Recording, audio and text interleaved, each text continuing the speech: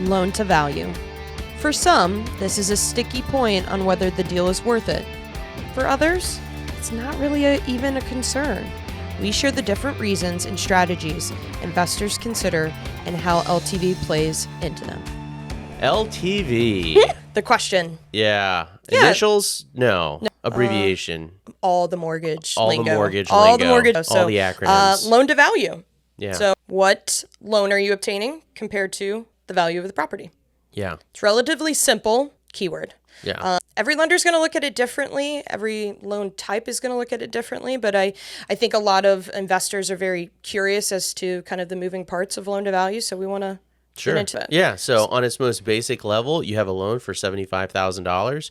You have a value of $100,000 on your property. You have a 75% loan to value ratio. It's in that regard. Yeah, But when we're looking at different loan types is where it starts to kind of Get change challenging. and pull up. So fix and flip. What's our sweet spot? Fix and flip. You went right into the deep end, girl. Like, okay. let's go. So with fix and flip and hard money loans, you're going to calculate it in a couple of different ways. You're going to look at anywhere from, I would say, 80 to 90% loan to cost. So cost equals your purchase price plus rehab budget, or 70% of LTARV. Right. So we're just immediately Just gonna say all the letters. Yeah, all the letters. So 70% LTARV means 70% loan to after repair value.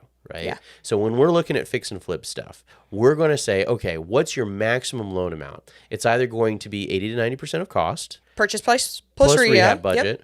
or 70% of ARV. Whichever's lower. Whichever is lower. Yep. So for instance, let's say you're buying something for 100, you're putting 50 into it, and you're going to ARV for 200, right? Yep. So let's give you the benefit of the doubt. Let's say we're going to give you 90% loan to cost, right? Yep. And you're a super experienced borrower, you really know what you're doing, and you got great credit. So 90% loan to cost would be $135,000. How do we get there? So $100,000 plus $50,000, that's your cost, right? 90% of $150,000 is $135,000, right? Yep. Down payment's $15K. Now, well, wait a minute. What about the 70% of LTARV? Well, 70% of $200,000 is $140,000. So which one's the lower? It's going to be that 90% loan to cost, Yep. right? So and real quick on that.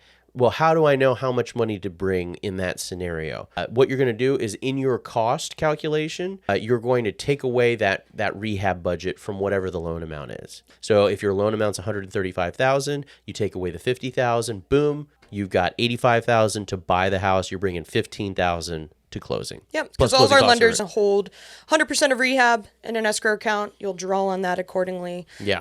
And you'll have that available.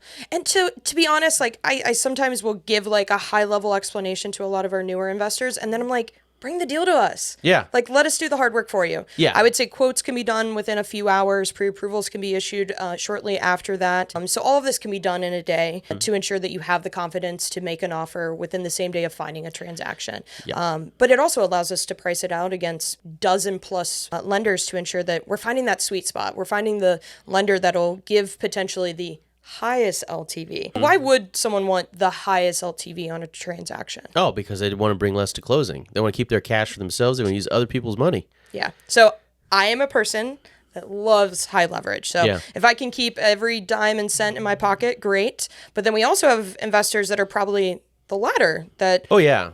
I would say, especially when you get into like large multifamily or larger commercial deals, people they don't want to be as heavily leveraged. And why would that be? Well, I think there's multiple factors. Cash flow, Yeah. that's a factor. Your interest rate tends to be better if you're at a lower leverage. That's true. And then just risk overall. Yeah. So Yeah. I mean, if there's a correction, if we get another '08 and all these properties start losing value all of a sudden, Yeah. and lenders get a little nervous and they want to start foreclose or they want to start reevaluating, you don't want to be upside down on your loan to value. And that would be where the loan amount is more than the value of the property. Yeah, so it's really like we talk a ton about risk and really kind of evaluating that for our clients to make sure that we're putting them in products that make sense. And honestly, with all the lenders that we have access to, if I don't know where your risk tolerance is or what your goal is, and maybe it is to get the lowest interest rate and you're not really focused on getting the max loan amount, then we could be looking at terms that aren't appropriate for you. So Sure. it's really focusing on that. And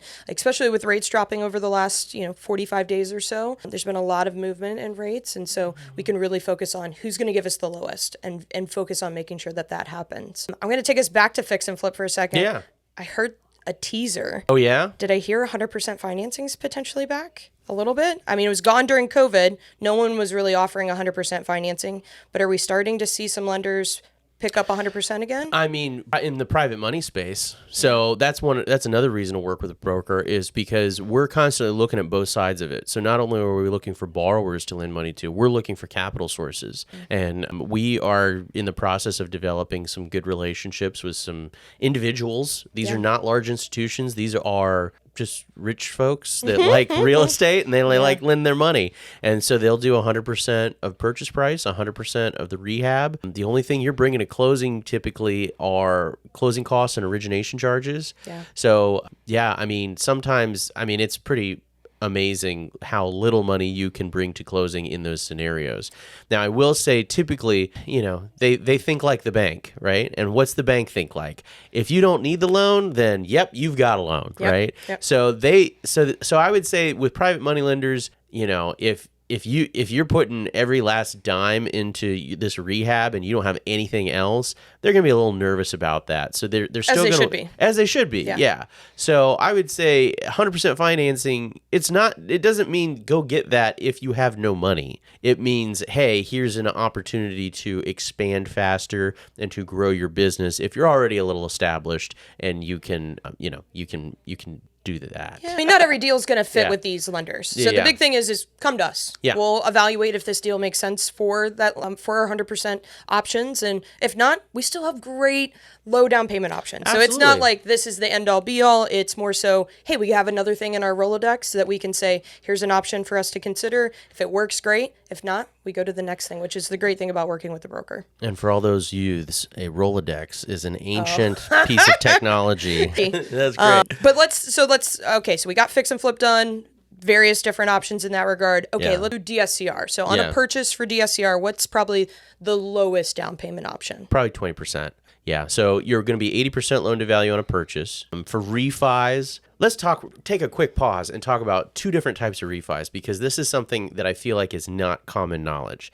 And that is when you're refinancing, there's two different terminologies it's called. A cash out refi and a rate and term refi. What's the difference? Yeah, you. Do it. So cash out refi, meaning that we are going to pay off your potential outstanding loan balance, or maybe the house is owned free and clear, and we're going to issue you a percentage of that value as cash out. So you're going to receive those funds at closing. Yeah. Whatever is less after closing costs are taken out. Alternatively, if there is no cash that can be offered, Yeah. it's going to be looked at as a Rate and term. rate and term. So our secondary refinance option. So, and the leverages are different in those two scenarios, correct? Yeah, absolutely. So if you're cash out, so if you're taking more than, let's say, $1,000 away from that closing, where you're putting more than $1,000 in your pocket, you're probably going to be in a cash out scenario.